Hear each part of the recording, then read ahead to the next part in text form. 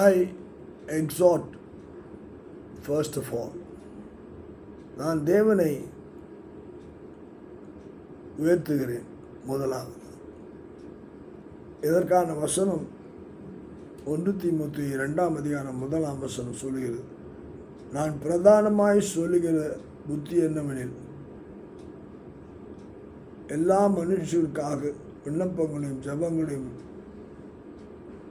வேண்டுதல்களையும் ஸ்தோத்திரங்களையும் பண்ண வேண்டும். In English, I exhort therefore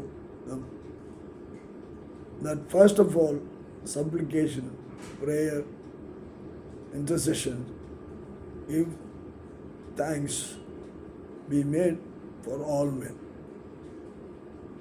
இங்கே தேவனை உயர்த்தும்படியான நாம் செய்கிற காரியம் என்ன என்று பார்க்கும்போது, முதலாவது அங்கே சொல்லப்படுகிறது, எல்லா மனுஷருக்காகவும் சபங்களை ஏறெடுத்தல்.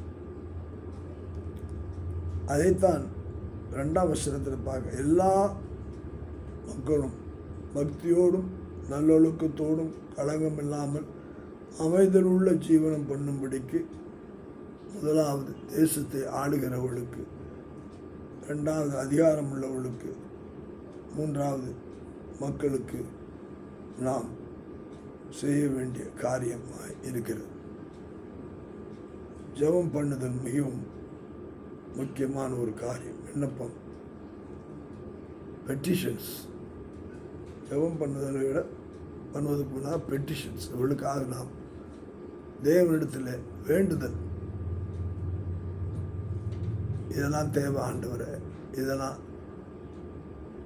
எங்களுடைய ஆளுமைக்கு தேவை என்று நாம் சொல்லுவதுதான். அடுத்தாவது அதுக்காக வேண்டிக்கொள்ளும், ஜெபித்தல்.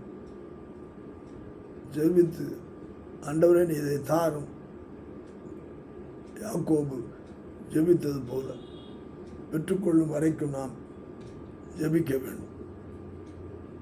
3வதாக நாம் பார்க்கிறோம், பெற்றுக்கொண்டோம் என்று விசுவாசித்து நாம் ஸ்தோத்திரங்களை செலுத்துவோம். கர்த்தர் மகிமைப்படுவார்.